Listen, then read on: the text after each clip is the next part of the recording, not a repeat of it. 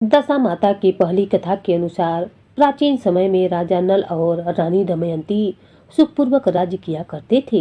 उनके दो पुत्र थे। उनके राज्य में सारी प्रजा सुखी और संपन्न थी। एक दिन की बात है, उस दिन होली दशा थी। एक ब्राह्मणी राजा के महल में आई और राजा से कहने लगी, दशा माता का डोरा ले लो।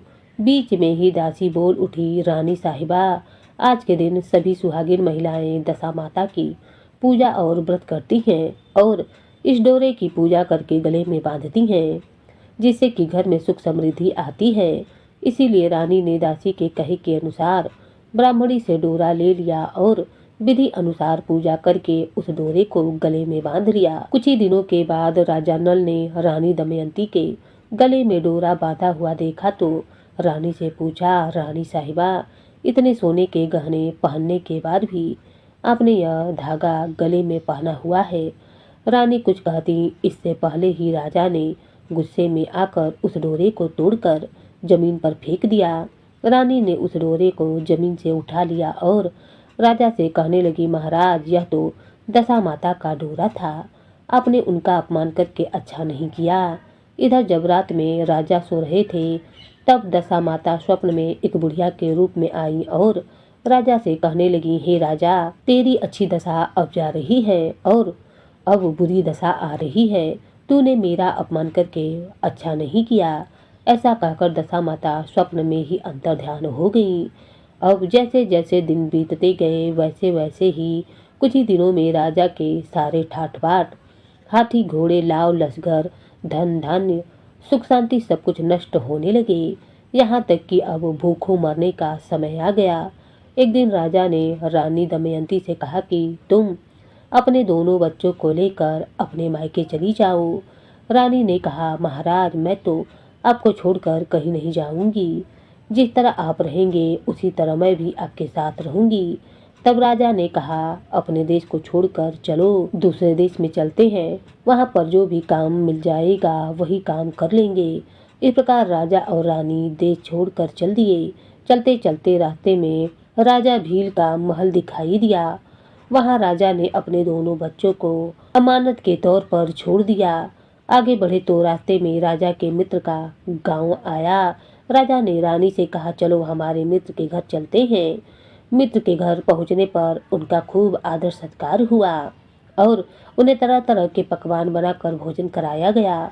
मित्र ने अपने शयन कक्ष में दोनों को सुलाया। उसी कमरे में मोर की आकृति की खूंटी पर मित्र की पत्नी का एक हीरो जड़ा कीमती हार टंगा हुआ था। आधी रात में रानी की नींद खुली तो उन्होंने देखा कि वह बेजान खूंटी हार को निगल रही है। यह देखकर रानी ने तुरंत राजा को जगाकर दिखाया और तब दोनों ने सोचा कि सुबह होने पर मित्र के पूछने पर वे क्या जवाब देंगे, इसीलिए अभी यहाँ से चले जाना ही उचित होगा। यही सोचकर राजा और रानी दोनों मध्यरात्रि को ही अपने मित्र के घर से कहीं और के लिए चल दिए। सुबह होने पर मित्र की पत्नी ने खूंटी पर अपना हार देखा तो वहां पर हार नहीं था। तब उसने अपने पति को बुलाकर कहा कि तुम्हारे मित्र कैसे हैं जो मेरा हार चुरा कर रात में ही भाग गए। मित्र ने अपनी पत्नी को समझाया कि मेरा मित्र बिल्कुल भी ऐसा नहीं कर सकता। थोड़ा धीरज रखो, उसे चोर मत कहो। इधर आगे चलने पर राजा नल की बहन का गांव रास्ते में ही पड़ा। राजा ने बहन के घर में खबर भिजवाई कि तुम्हारे भाई भाभी आए हुए हैं। खबर देने वाले से बहन ने पूछा कि उनके हाल चाल कैसे हैं। तब वह बोला कि दोनों अकेले हैं और पैदल ही आए हैं और बहुत दुखी हाल में हैं। इतनी बात सुनकर बहन थाली में प्याज और रोटी रखकर भैया भाभी से मिलने के लिए आई। राजा ने तो अपने हिस्से का खा लिया, किंतु रानी ने उसे जमीन पर गाड़ दिया।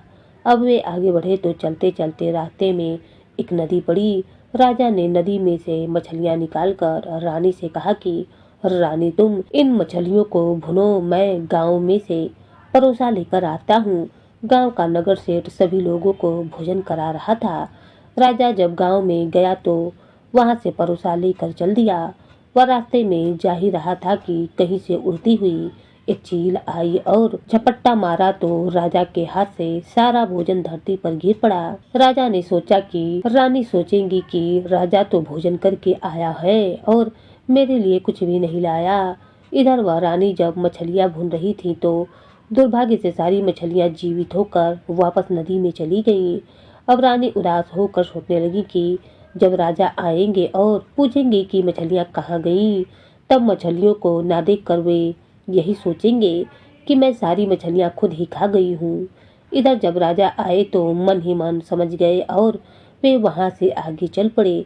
चलते चलते रानी के मायके का गांव आया। तब राजा कहने लगे कि तुम अपने मायके चली जाओ, वहां दासी का कोई भी काम कर लेना और मैं भी इसी गांव में कहीं नौकर बन जाऊंगा।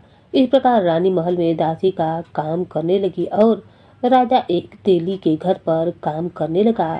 दोनों को काम करते करते बहुत दिन बीत गए। जब होली दशा का दिन आया तब सभी रानियों ने सिर धोकर स्नान किया। दासी ने भी स्नान किया। दासी ने रानियों का सिर गूथा तो राजमाता ने कहा कि चलो मैं भी तेरा सिर गूथ देती हूँ। ऐसा कहकर राजमाता जब दासी का सिर गूथ रही थी तब उन्होंने दासी के सिर में पद देखा। यह देखकर राजमाता की आंखें भर आईं और उनकी आंखों से आंसू की बूंदें टपक टपक कर गिरने लगी। आंसू जब दासी की पीठ पर गिरे तो दासी पूछने लगी, राजमाता अब रो क्यों रही है? तब राजमाता कहने लगी, तेरी जैसी मेरी भी बेटी है, उसके सिर में भी पद्म था और तेरे सिर में भी पद्म है। यह देखकर मुझे अपनी बेटी की याद आ गई। तब दासी कहने लगी, मैं ही आपकी बेटी हूँ। दशा माता के कोप से इस समय मेरे बहुत बुरे दिन चल रहे हैं, इसीलिए मैं सहायता मांगने के लिए यहाँ चली आई हूँ। माता ने कहा, बेटी फिर तूने यह बात हमसे क्यों छिपाई? दासी बनी रानी कहने लगी, माँ अगर मैं सब कुछ बता देती तो मेरे बुरे दिन नहीं कटते। आज मैं दशा माता का व्रत करूंगी और उनसे गलती की क्षमा याचना करूंगी। अब तो राजमाता ने अपनी बेटी से पूछा, अच्छा यह तो बताओ हमारे जमाई राजा कहाँ हैं? तब बेटी बोली, वह भी इसी गांव में किसी तेली के घर में काम कर रहे हैं। जब गांव में उनकी खोज कराई गई तो राजा मिल गए। फिर उन्हें भी महल में बुलाया गया। जमाई राजा को स्नान कराया गया, नए वस्त्र पहनाए गए और पकवान बनाकर उन्हें भरपेट भोजन कराया गया। अब दशा माता के आशीर्वाद से राजा नल और दमयंती के अच्छे दिन लौट आए। कुछ दिन वहीं गुजारने के बाद दोनों ने अब अपने राज्य को जाने की बात कही। तब दमयंती के पिता ने खूब सारा धन, लाव लश्कर, हाथी घोड़े आदि देकर बेटी और दामाद को विदा कर दिया। रास्ते में वही जगह आई जहाँ रानी ने मछलियों को भुना था और राजा के हाथ से चील ने झपट्टा मारने से सारा भोजन धरती पर गिरा दिया था। तब राजा ने कहा कि रानी, तुमने सोचा होगा कि मैंने अकेले भोजन कर लिया, लेकिन चील झपट्टा मार कर गिरा दी थी। तब रानी कहने लगी, महाराज आपने भी सोचा होगा कि मैंने मछलियाँ भूनकर सारी अकेले ही खाई होगी, लेकिन वह तो जिंदा होकर वापस नदी में चली गई थी। चलते चलते अब राजा की बहन का गांव आया। राजा ने बहन के यहाँ पर खबर भेजी। खबर देने वाले से पूछा कि उनके हालचाल कैसे हैं। उसने बताया कि वे तो बहुत ही अच्छी दशा में हैं। उनके साथ हाथी घोड़े लाव लश्कर हैं। यह सुनकर राजा की बहन मोतियों की थाल सजाकर लाई। तभी रानी दमयंती ने धरती माता से प्रार्थना की और कहने लगी, माँ आज मेरी अमानत मुझे वापस दे दो। यह कहकर उस जगह को खोदा जहाँ पर उसने रोटी और प्याज गाड़ दिया था। खोदने पर रोटी तो सोने की और प्याज चांदी का हो गया था। यह दोनों चीजें बहन की थाली में डाल दी और आगे चलने की तैयारी करने लगे। वहां से चलकर राजा अपने मित्र के घर पहुंचे। मित्र ने उनका पहले की तरह ही खूब आदर सत्कार किया और सम्मान किया। रात में विश्राम करने के लिए उन्हें उसी शयन कक्ष में सुलाया गया। मोरनी वाली खूंटी के हार निकल जाने की बाद से उन्हें नींद नहीं आई। वे दोनों जाग ही रहे थे, तभी आधी रात के समय वही मोरनी वाली खूंटी हार उगलने लगी। तो राजा ने अपने मित्र को जगाया और रानी ने मित्र की पत्नी को जगाकर दिखलाया कि आपका हार तो इसी खूंटी ने निगल लिया था और आपने सोचा होगा कि हमने चुरा लिया है। दूसरे दिन प्रातःकाल नित्य कर्म से निवृत्त होकर वे दोनों राजा रानी वहां से चल दिए। अब चलते चलते वे राजा भील के यहाँ पर पहुँचे। उन्होंने अपने पुत्र को वापस मांगा। तब राजा भील ने देने से मना कर दिया। गांव के लोगों ने उन बच्चों को वापस दिलाया। राजा नल और दमयंती अपने बच्चों को लेकर अपनी राजधानी के पास पहुंचे तो नगरवासियों ने लाल लश्कर के साथ उन्हें आते हुए देखा। सभी ने बहुत प्रसन्न होकर उनका स्वागत किया तथा गाजे और बाजे के साथ उन्हें महल में पहुंचाया। अब राजा का पहले की ही तरह ठाट बाट हो गया। राजा नल रानी दमयंती पर दशा माता ने पहले कोप किया, हे दशा माता, ऐसा किसी पर मत करना और बाद में जैसी कृपा की वैसे सब पर करना। एक बार प्रेम से बोलिए दशा माता की जय। जाती दशा माता के पहले दिन सुनी जाने वाली कहानी।